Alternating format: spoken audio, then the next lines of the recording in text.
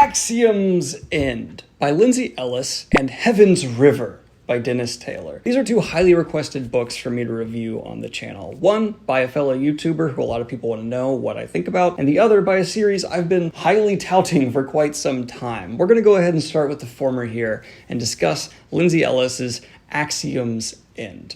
Now, every single time a YouTuber steps outside their creator bubble and tries to do something artistically different, there's a stigma for reasons. England is my city. But I did not let that affect my expectations for Axiom's End. I want every author to have the same jumping off point as everyone else. It does not matter what your prior job was. I will have the same standard going in for a Brandon Sanderson book as a Lindsay Ellis. And in some ways I was pleasantly surprised with Axiom's End and others disappointed. This is something that will find its audience. There will be people who enjoy this, but it has pretty large flaws. And let's go ahead and get into the basic premise first. Arrival in some ways, but not quite. What we have here is a college dropout protagonist named Cora, who through some misfortune ends up with an alien translator injected into her. Now she is the one communicating between the aliens and us. With a slight, minor, tiny, itty-bitty bit background of linguistics, she is using that to further explain some of the more interesting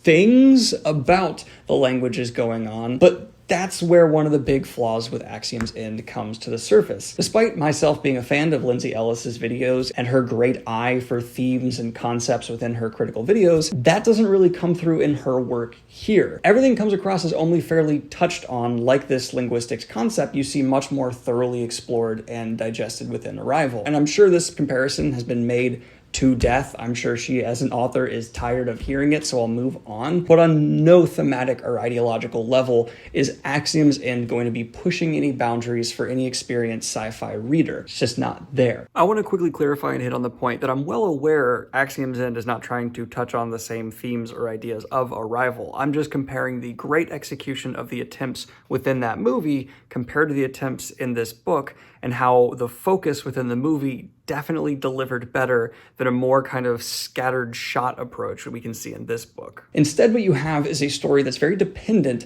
on Lindsay Ellis's personality and humor being what engages the reader to the end. And there are people who will be here for that. I myself find her quite funny and engaging, and for especially the last 100 or so pages of this book was fine enough. I don't regret reading it. I didn't hate the experience. Axiom's End I would qualify as enjoyable. It's also very well paced, so you're not going to find yourself feeling like you're wasting time, and it'll go by quickly. And the structure lays down a pretty decent foundation. The larger issues, though, do come in with the narrative itself and the characters. While I did find Ampersand, the main alien we're dealing with, and Cora's relationship to be interesting, none of the real side characters brought enough for the table for me, and I even found Cora herself lacking. The narrative is predictable but fun. I wish there was more happening through the agency of these characters. Instead, it feels like way too large a percentage of the story is these characters being told of things happening and then them having things done to them. A few instances of strong agency do come through, but it wasn't a friendly enough balance for my taste. The weakest element to Axiom's End, though, without question, is Lindsay Ellis's prose. It needed a editorial overhaul. I would say an extremely thorough one. I might be just hypersensitive to this right now as someone who is currently working on a novella and getting critical feedback about my writing style and prose and all of that. But here, I thoroughly believe, even without that, I would note several issues consistently going on from beginning to end. I would label this as unfortunately mediocre sci-fi, but decent enough in terms of being just an adventure tale I think people who are partial to Lindsay Ellis will enjoy. No elements here really rise above all right, and it does definitely slouch down into massively needing some help territory. Yet I had fun, so I'm not like offended by this experience. It's a pretty decent example of how you can mess up as an author in several crucial ways and yet still deliver something that will sell, will be liked, will have fans. So for me, Axiom's End is going to get a 4 out of 10. In terms of ideas covered, it just felt like I was constantly being served hors d'oeuvres and I never actually got the meal. Like I wanted to dig in, I wanted to be filled up by pushing some thematic boundaries, some ideology, and it just never occurred. I know there are some pretty hardcore fans of this book out there, and I'd love to hear from you in the comments down below, especially when it comes to prose. I have a sneaking suspicion some of the more diehard fans might have just had to accept at a certain point, yeah, That it's not well written, but that doesn't matter to me. And it's absolutely okay to be the kind of reader who just does not care about those things. Some of my favorite books are not well written. But now we are going to transition on into Heaven's River by Dennis Taylor, the latest of the Bobiverse series. One of my favorite ongoing sci-fi series right now, and a kind of interesting comparison to Axiom's End as a whole. Because Axiom's End was a fun, kind of just romp, but it left a lot to be desired. Bobiverse accomplishes quite a bit of the same, but I absolutely feel satisfied with everything promised. And I think that's because Dennis Taylor is very aware of what he's writing and has just that more experience to technically control and constrain himself as an author to pave the road he needs to. For those of you unaware, Bobiverse is the story of a man whose brain is copied, put into a space probe, and shot on out to the cosmos, and then he begins copying himself, creating the Bobiverse.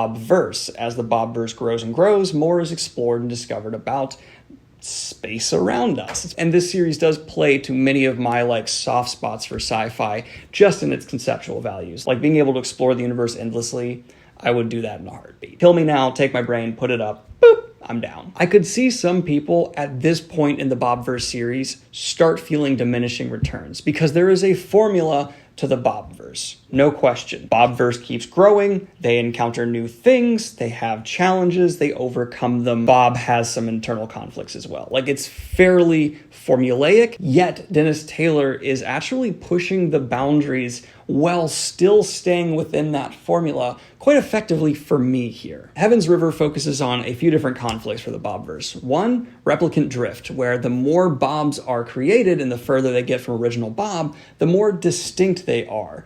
And they have their own political ideologies and wants and desires. And so now we have internal conflict in a way that I never would have predicted as this series started. And I'm here for it, totally down 100%. It's actually probably my favorite plot line in this individual story. There's another one going on as well with alien contact I will not spoil, and a mystery at the core of it that I enjoyed with decent stakes. Yeah, Dennis Taylor just has this magical ability to constrain Bob in a way that's kind of corny, but you like it, and he'll tell this just, you never see it coming, little tale, and yeah, it works. And the aliens here are basically like otters, so you're going, oh, constantly, even when they're fighting. It's great. It just works weirdly. But don't take that as meaning there's no actual depth here. Especially when it comes to this idea of replicant drift and the way humans are now dehumanizing Bob himself, and how he's coming to terms with the fact that he is not a human anymore, and the larger existential threats of exploring space. All of it is not forgotten, and this book will leave you weirdly thinking while simultaneously laughing and just having a good time. It's a Discworld-esque balance, not on the same level of Discworld. I'm not giving Dennis Taylor that praise. I'm just saying it's in a similar vein. Pretty much all my previous praises for Bobiverse apply here, and a couple of my criticisms as well. He's improved his endings a bit. I do think this specific ending might bother some people, but I'm just more happy to see Dennis Taylor actually ending his stories and not just going, we're done here, next book, whenever it's out. Because the first few Bob books do just suffer from, it's over now, wait for the next one. But yeah, overall for Heaven's River, I'm feeling a pretty solid 7.5 out of 10. It's good. It continues the Bobiverse love. There's no diminishing return, yes. There's still fuel in this tank, and I'm excited for the next Bobiverse book. Anyway, guys, thank you for sticking around for this dual review here. Like and subscribe if you have not already. Hit the Patreon if you want to support what I do here. And have a good one, y'all. Peace.